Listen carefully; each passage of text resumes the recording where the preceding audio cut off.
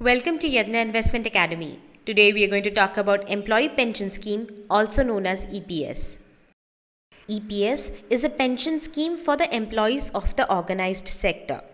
Pension is provided in case of retirement, in case of disablement, and pension is also provided to the family members or nominee in case of unfortunate death of the EPS member or the EPS pensioner.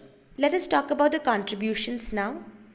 If you are a part of EPF, that is Employee Provident Fund, 12% of your Basic+DA is your contribution. And as you already know, even the employer matches your contribution. Now, out of this employer contribution, 8.33% goes to the EPS account.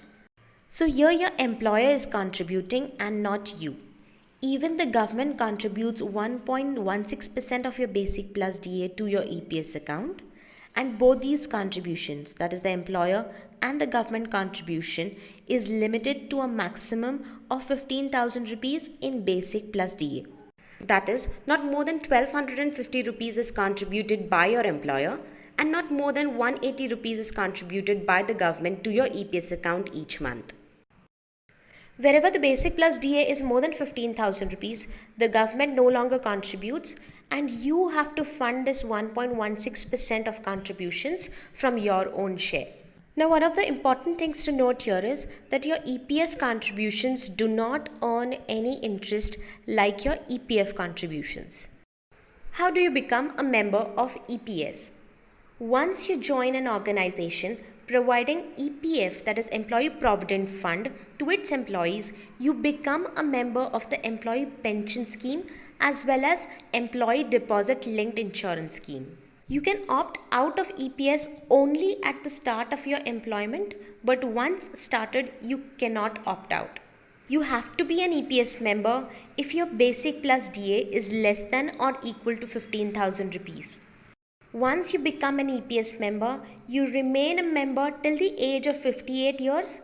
After that, you start getting EPS pension and become a pensioner and remain no longer a member of EPS. Employees joining after 1st of September 2014 and earning more than 15,000 rupees as their Basic+DA cannot be a part of EPS. Early discounted pension can be received if you voluntarily retire after the age of 50 years and before the age of 58 years.